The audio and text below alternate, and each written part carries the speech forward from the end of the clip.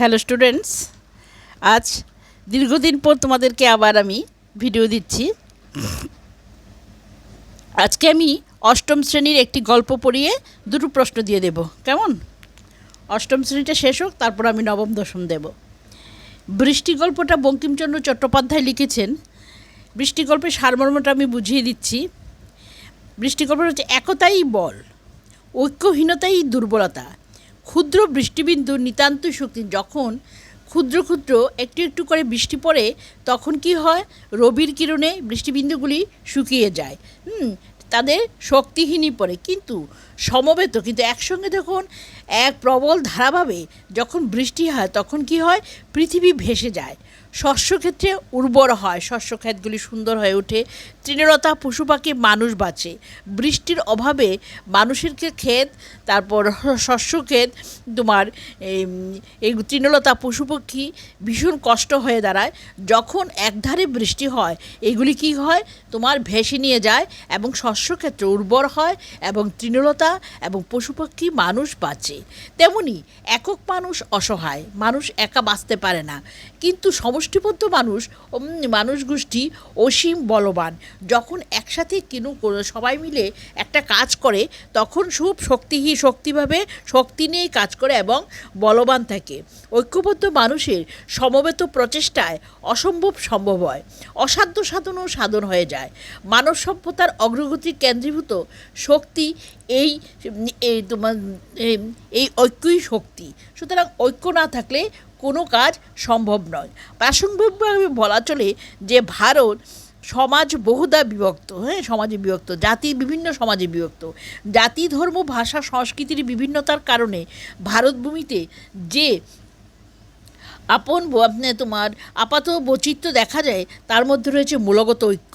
সেই ঐক্য শক্তি জাগরণের উদ্দেশ্যকে লেখক বৃষ্টিরূপকের আড়ালে সকলকে আহ্বান জানিয়েছেন যে সবাই মিলে আমরা একসাথে হই।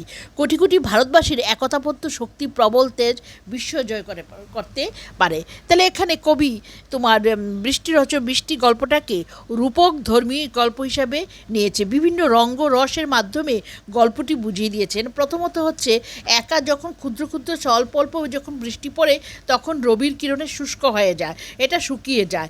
যখন এক ধারাবাহিকভাবে বৃষ্টি হয়, তখন ওই বৃষ্টিতে কি হয়?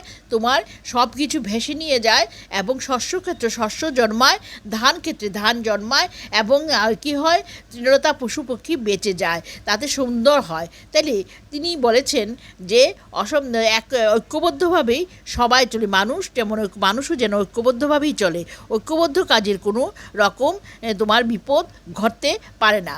মানব সভ্যতার অগ্রগতির জন্য অবশ্যই তোমার কি দরকার? তোমার ঐক্যবদ্ধতা দরকার। কোটি কোটি ভারতবাসী একতাবদ্ধ হয়ে অনেক কাজ সম্ভব করতে পারে। তাই কবি এখানে বিভিন্ন রঙ্গরসের মধ্য দিয়ে বৃষ্টি গল্পটি রচনা করেছেন। তোমাদের আশা করি সারমর্মটা তোমাদের বুঝতে পেরেছ। এখন আমি এই গল্প থেকে দুটো প্রশ্ন আজকে দিয়ে দিচ্ছি। প্রথম প্রশ্নটা হচ্ছে, চলো সহস্রে সহস্রে লক্ষে লক্ষে অর্বুদে অর্বুদে এই বিশেষিত পৃথিবী ভাসাইব। তাহলে এখানে প্রশ্ন হচ্ছে, তারা কিভাবে পৃথিবী ভাসাবে? লেখো। উত্তর, আলোচ্য অংশে বৃষ্টি নামক গল্পে লক্ষ লক্ষ বৃষ্টিবিন্দু মিলিত হয়ে পৃথিবী ভাসাবে। প্রথম প্রশ্নটা উত্তর হচ্ছে, কিভাবে পৃথিবী ভাসাবে? তোমার আলোচ্য বৃষ্টি গল্পে লক্ষ লক্ষ বৃষ্টিবিন্দু একসঙ্গে মিলিত হয়ে পৃথিবী ভাসাবে। 2 নম্বর, পৃথিবীর জল বাষ্প হয়ে আকাশে। এরপরটা হচ্ছে, এই বিশেষিতা পৃথিবী ভাসাবে, তারা কিভাবে পৃথিবী ভাসাবে? পৃথিবীটা কী ভাসে? এই পৃথিবীর জল বাষ্প হয়ে আকাশে জমতে থাকে, ফলে মেঘের সৃষ্টি হয়। যখন বাষ্প হয়ে জল বাষ্পীভূত হয়, তখন আকাশে কী হয়? যেমন আকাশে জমে একটা মেঘের সৃষ্টি হয়। এই মেঘ উড়ে যাবার সময় পাহাড়ের বাধা পায় এবং বৃষ্টিবিন্দু একত্রিত হয়ে নেমে আসে পৃথিবীর বুকে, একত্রিত হয়ে পর্বতে গা বেয়ে তোমার গা নিয়ে তোমার ঝর্ণার মতো নিচে নেমে আসে। বৃষ্টিবিন্দুগুলি যখন কী হয়? পৃথিবীর জল যখন বাষ্প হয়, তখন একই সাথে আকাশে গিয়ে মেঘের সৃষ্টি হয়, আকাশে মেঘের জমতে থাকে। তখন হঠাৎ তোমার এই সময় এই মেঘ উড়ে যাবার সময় পর্বত কন্দর বেরিয়ে ঝর্ণার মতো পৃথিবীতে বৃষ্টি বর্তে নামতে থাকে, নিচে নেমে আসে। নদীগুলি জলে ভরে ওঠে তখন তখন খুব সুন্দর দেখার নদীগুলি।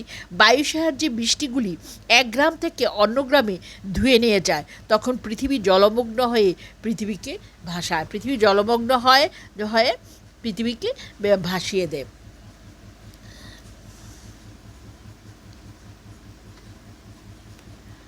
পৃথিবী জলমগ্ন হয় ভাসায়। তাহলে তোমাদের এই প্রশ্নের উত্তরটা আশা করি বুঝতে পেরেছ। পৃথিবীর কীভাবে তোমার এই পৃথিবী কীভাবে ভাসাবে, পৃথিবীর জল বাষ্প হয়ে আকাশে জমতে থাকবে, ফলে মেঘের সৃষ্টি হয়। তারপরেও তোমার পর্বত কন্দর বেয়ে তোমার একদা তোমার নিচের দিকে নেমে আসে, পৃথিবীর বুকে নেমে আসে, ঝর্ণার মতো পড়তে থাকে, হ্যাঁ, নিচে নেমে আসে। এই নদীগুলি তখন প্লাবিত হয়ে যায় এবং দেখতে খুব সুন্দর দেখায়। এগুলি গ্রাম থেকে অন্য গ্রামে ভাসিয়ে নিয়ে যায়, তখন পৃথিবীর বুগ্ন জলমগ্ন হয়ে থাকে। 1 নম্বর প্রশ্নটা আশা করি বুঝতে পেরেছ। 2 নম্বর প্রশ্নটা হচ্ছে, মনে করিলে পৃথিবী ভাসায়, কার কি মনে করার কথা বলা হয়েছে? উত্তর লিখবে, বৃষ্টিবিন্দুর ঐক্যবদ্ধতা মনে করার কথা বলা হয়েছে। কার কি মনে করার কথা বলা হয়েছে? বৃষ্টিবিন্দুর ঐক্যবদ্ধতা, বৃষ্টিবিন্দুগুলি যখন একসাথে নামে এর ঐক্যবদ্ধতার কথা বলা হয়েছে। 2 নম্বর, একথা রূপকে লেখক কি বলতে দিয়েছেন? রূপকধর্মী কবিতা তো আর গল্প তো এটা বলে। একথা রূপকে মানে এই রূপকে একথা রূপকে লেখক কী বলতে দিয়েছেন? একথা রূপকে লেখক মানুষের ঐক্যবদ্ধতার প্রয়োজনীয়তার কথা বলেছেন। সবার আগে বলেছেন ঐক্যবদ্ধ হয়ে কোনো কাজ করলেই সমস্ত কাজ সুন্দরভাবে সুসম্পন্ন হয়। লেখক তাই বলেছেন যে ঐক্যবদ্ধতে রূপকে লেখক বলেছেন এই যে ঐক্যবদ্ধভাবে সব কাজ সুন্দরভাবে সম্পন্ন করা যায়। আমাদের দেশ তখন পরাধীন, ইংরেজ শাসনে যখন শোষিত, আমাদের দেশ যখন পরাধীন ছিল এবং ইংরেজরা যখন শাসন করত, এই শাসন থেকে মুক্তির জন্য প্রয়োজন নিজেদের মধ্যে ঐক্য এবং সংঘবদ্ধ। তখন সংঘবদ্ধ ছাড়া কিছু নেই। প্রতিরোধ সমগ্র ভারতবাসীর ঐক্যবদ্ধতা এবং শক্তির প্রবল তেজ ঐক্যবদ্ধ বৃষ্টিবিন্দুর তুলনা করা হয়েছে। যখন আমাদের দেশ কী ছিল, তোমার ইংরেজদের শাসনে শোষিত ছিল, ইংরেজরা শাসন করত, তখন এই শাসন থেকে মুক্ত করার জন্য সমস্ত মানুষ ভারতবাসী ঐক্যবদ্ধ হয়ে কী করেছিল, যুদ্ধে তোমার সবাই ঐক্যবদ্ধ হয়ে একতাবদ্ধ হয়ে শক্তি প্রবল তেজ ঐক্যবদ্ধ হয়ে নেমেছিল, যার ফলে ভারতকে তোমার ব্রিটিশদের কাছ থেকে ইংরেজদের কাছ থেকে মুক্ত করেছিল। তাই বৃষ্টিবিন্দু সেই ঐক্যবদ্ধের সঙ্গে তুলনা করেছেন, ঐক্যবদ্ধ বৃষ্টিবিন্দু তুলনা করা হয়েছে সেই ভারত শাসনের সঙ্গে। আশা করি তোমরা বুঝতে পেরেছো। যদি বুঝতে না পারো কমেন্টের মাধ্যমে অবশ্যই জানাবে। তো আজকে তোমাদেরকে 2টো প্রশ্ন দিয়ে দিলাম এবং এটা বুঝিয়ে দিলাম। তোমরা কালকে এই প্রশ্নগুলি লিখে নেবে। নেক্সট দিন আমি আরও 2টো প্রশ্ন এই গল্প থেকে দিয়ে দেব। ঠিক আছে স্টুডেন্টস, ক্লাস 8ম শ্রেণীর ছাত্রছাত্রীদের উদ্দেশ্যে বলছি, তোমাদেরকেই দেওয়া হয়েছে আজকে। তোমরা ভালো করে তোমার লিখে নেবে, খাতায় তুলে নেবে এবং যদি ভিডিওটা ভালো লাগে তবে লাইক করবে, শেয়ার করবে এবং সাবস্ক্রাইব করতে কিন্তু অবশ্যই ভুলবে না। Good night students.